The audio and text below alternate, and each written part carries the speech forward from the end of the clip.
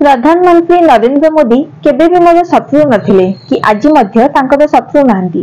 यह कहिसेंती महाराष्ट्र पूर्वतन मुख्यमंत्री तथा शिवसेना अध्यक्ष उद्धव ठाकरे। तांकर एही बयान पर महाराष्ट्र राजनीति रे मृद भूकंप आछि। किछि दिन पूर्वे बिहार मुख्यमंत्री नीतीश कुमार इंडिया मेंट छाड़ी एनडीए को फेरी जाइछंती। कौन उद्धव ठाकरे को एनडीए को प्रत्यावर्तन घटिबो ए प्रश्न एबे जनतांक मनरे उंकी मारुछि। इंडिया एक्सप्रेस अनुसार उद्धव ठाकरे कहते मु मोदी जी को जनइबाकू चाहूँगी जे मु केबे आपणकर शत्रु नथिली कि आज भी शत्रु नुहे। आमे आपणक सहित थिलु, शिवसेना आपणक सहित थिला। आमे गत निर्वाचन एकाठी मिसी प्रचार करिथिले। आपण एथिपई प्रधानमंत्री होई पारिले कारण विनायक राउत परी आमर नेता सांसद भावे निर्वाचित हेले, मात्र परे आपण आमको दूरेई देले।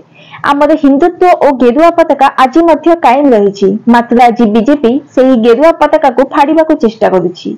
उद्धव कहिसेंती अन्य कोनोसी निर्वाचन तुलन में 2024 लोकसभा निर्वाचन ए पर्यंत सबुठारु बड़ गुरुत्वपूर्ण निर्वाचन हेबाकू जाउछि। जदि बीजेपी एथर लोकसभा निर्वाचन जीति जाए तेबे आगामी वर्ष में कोनोसी गणतंत्र दिवस पालन हेबो नाही। प्रधानमंत्री लगातार महाराष्ट्र गस्त करुछंती आउ जेबे आसुछंती आम राज्य किछि ना किछि गुजरात नहीं चली जाउछंती। सिंधु दुर्ग रे कोंकण तट रे नौसेना दिवस पालन करा जायतिला। प्रधानमंत्री आसिले आउ मु सुनिबाकू पाइली मु मुख्यमंत्री थिबा समय रे जे बुड़ा जहाज पर्यटन प्रकल्प को मंजूरी देथिली ताहा गुजरात स्थानांतर करा जाउछि। Bureau report news today.